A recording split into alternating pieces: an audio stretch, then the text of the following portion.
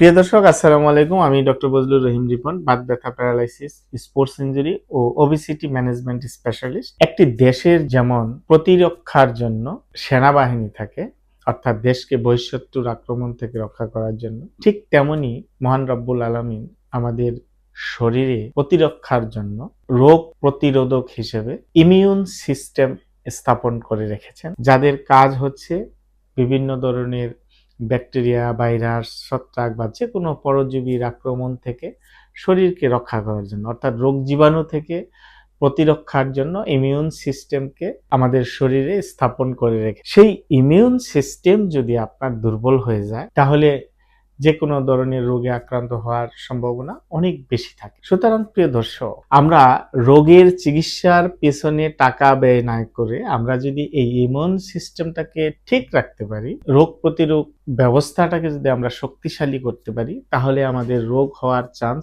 অনেকাংশে কমে যায়।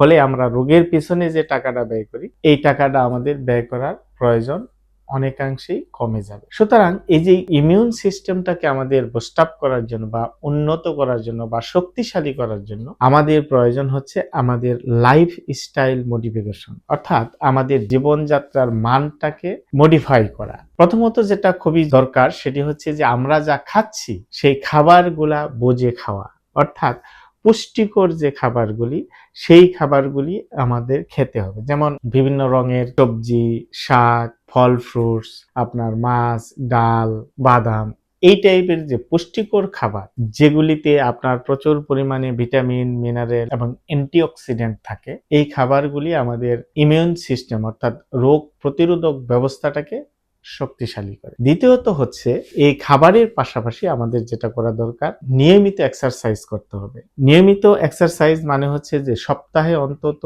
150 মিনিট, অর্থাৎ প্রতিদিন আপনার 30 থেকে 40 মিনিট জোরে হাঁটার অভ্যাস করতে হবে, কমপক্ষে সপ্তাহে 5 দিন, এবং 2 থেকে 3 দিন আমাদের পেশিগুলিকে শক্তি বৃদ্ধির জন্য রেজিস্ট্যান্স এক্সারসাইজ করতে হবে। এই এক্সারসাইজ কিন্তু আমাদের শরীরের প্রদাহটাকে কমায় এবং রোগ প্রতিরোধ যে ব্যবস্থা অর্থাৎ ইমিউন সিস্টেমকে উন্নত করে। তৃতীয়ত হচ্ছে আমাদের পর্যাপ্ত পরিমাণে ঘুমাতে হবে, এবং এই ঘুম আপনার বিভিন্ন ধরনের সংক্রমণ থেকে আমাদের রক্ষা করে, আমাদের ইমিউন সিস্টেমকে উন্নত করে। এবং সেই ঘুমটা কিন্তু আমরা বারবার বলার চেষ্টা করি যে 10:30 থেকে 11টার মধ্যেই ঘুমিয়ে যেতে হবে, হ্যাঁ, এবং কমপক্ষে 7 ঘন্টা নিরবচ্ছিন্ন ঘুমানো প্রয়োজন প্রত্যেকটা মানুষের জন্য। চতুর্থত হচ্ছে আমাদের এই ইমিউন সিস্টেমটাকে বুস্ট আপ করার জন্য আমাদের পর্যাপ্ত পরিমাণে পানি খেতে হবে, কারণ পানি আমাদের রোগ প্রতিরোধ ব্যবস্থাকে অনেক শক্তিশালী করে। পঞ্চম যে বিষয়টি সেটি হচ্ছে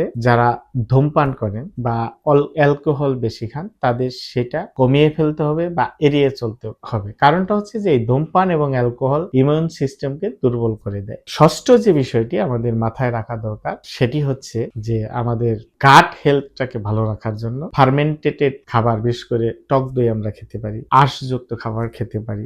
গাট হেলথ ভালো রাখতে হবে এই কারণেই যে আমাদের ইমিউন সিস্টেমের প্রায় অধিকাংশ মানে 70 ভাগের মতো নিয়ন্ত্রিত হয় এই অন্ত্র থেকে। সুতরাং এই অন্ত্রের স্বাস্থ্য ব্যবস্থাটাকে আমাদের সুস্থ রাখতে আমাদের এই ধরনের টক দই বা আঁশযুক্ত যে খাবারগুলি আছে সেগুলি নিয়মিত খেতে হবে। আরেকটি বিষয় হচ্ছে আমাদের মানসিক দুশ্চিন্তা। এই মানসিক দুশ্চিন্তা থাকলে আপনার কর্টিসল সিক্রেশন বেশি হয়, ফলে আমাদের ইমিউন সিস্টেমটা দুর্বল হয়ে যায়। এই মানসিক দুশ্চিন্তা কমানোর জন্য আমাদের নিয়মিত মেডিটেশন করতে পারি, যারা মুসলিম তারা নিয়মিত নামাজ পড়তে পারি, শ্বাস প্রশ্বাসের ব্যায়াম করতে পারি।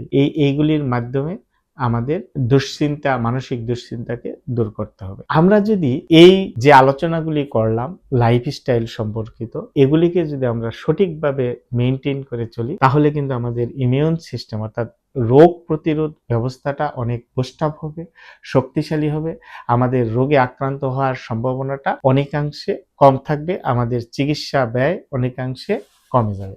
ধন্যবাদ। আসসালামু আলাইকুম।